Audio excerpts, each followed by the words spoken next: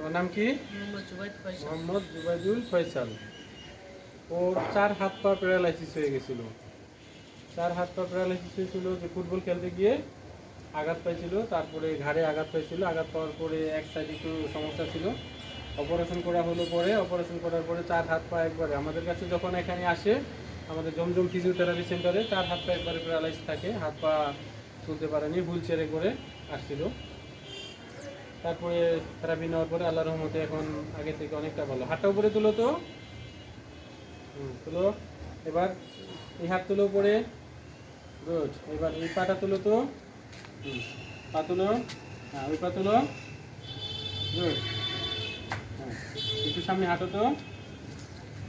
তাহলে এখন তোমার হাতে কেমন লাগতেছে? ভালো লাগতেছে? আচ্ছা, গুড। তাহলে পরে স্কুলে যাবে না?